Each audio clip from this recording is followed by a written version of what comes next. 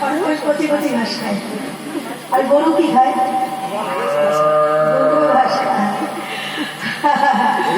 তারা ঘাস খায় গাইয়া, আর দুধ খায় কে? বিড়াল। বিড়াল দুধ খায়। আর দুধ খায় গোয়ালা, তাই না? দুধ দিয়ে কি হয়? ঘি হয়, মাখন হয়, ওমা দই হয়। দুধ যখন গোয়ালা যায় বোঝা যায় যে দুধের ভেতরে এত রকম জিনিস তৈরি হয়, বোঝা যায়। বাবা জয় নিতাই, হরে কৃষ্ণ। আর বলতে পারবো না।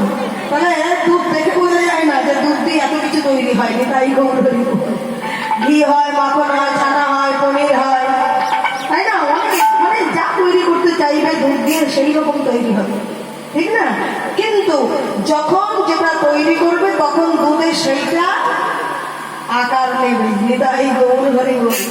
যখন ভাবা যায় যে ঘি কত সুন্দর গন্ধ বলো, কিন্তু দুধ দুধ আমরা যখন নিই তখন কি ওই গন্ধটা পাই না? তাহলে